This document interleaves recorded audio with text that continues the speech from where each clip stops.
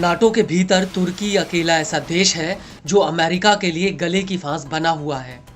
Ukraine युद्ध को लेकर एक तरफ जहां तुर्की के राष्ट्रपति तैयब अर्दोआन ने खुलकर यूक्रेन का समर्थन किया और पुतिन को बातचीत की मेज पर लेकर आए, वहीं दूसरी तरफ गाजा युद्ध को लेकर तुर्की ने अमेरिका और इजराइल के खिलाफ मोर्चा खोल दिया है।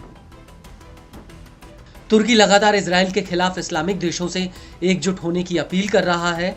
इसके अलावा कुछ ही महीनों पहले तुर्की में अमेरिकी नौसैनिकों के साथ हाथापाई का एक वीडियो भी सामने आया था। लेकिन अब ऐसा लग रहा है कि इजराइल और अमेरिका को लेकर तुर्की के भीतर उठा ये बवाल अभी शांत नहीं हुआ है और अब इसी कड़ी में इस्तांबुल के हैदर पासा बंदरगाह पर लोगों की भीड़ ने जमकर बवाल काटा।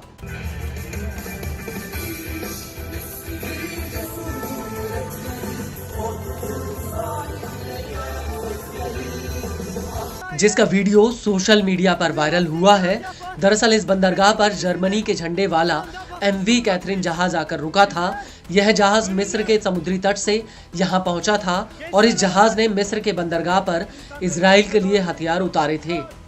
रिपोर्ट्स के मुताबिक 4 नवंबर 2024 की शाम को जैसे ही ये जहाज इस्तांबुल के बंदरगाह पहुंचा, वैसे ही सैकड़ों लोगों की भीड़ इस जहाज में घुस गई और जमकर बवाल काटा। इस दौरान लोगों ने जमकर इजराइल विरोधी नारेबाजी तक की। Ama bu gemiyi limanlarımızda barındırmayacağız. Katil! Ketrik! Türkiye'den defol! Katil! Ketrik! Türkiye'den defol!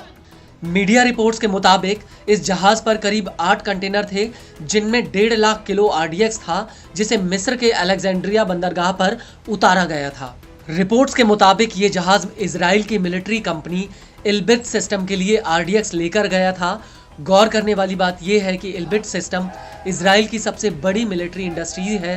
यह कंपनी विस्फोटक से हवाई बम, मोर्टार और रॉकेट जैसे हथियार बनाने का काम करती है और इजरायली सेना को इसी कंपनी से हथियारों की सबसे ज्यादा सप्लाई होती है।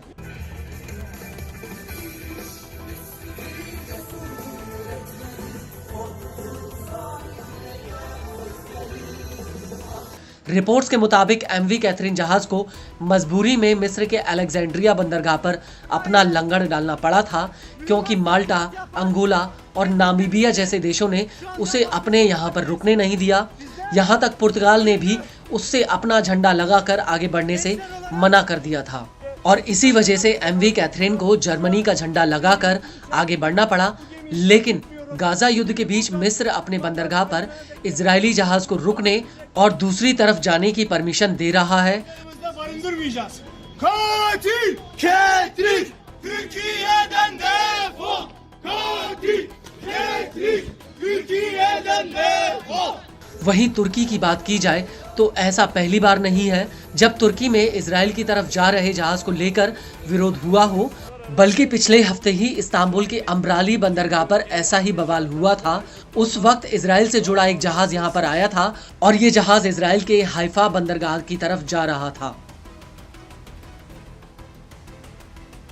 Gençler olarak Filistin'i savunuyoruz. Katil Ketrik gemisini şu anda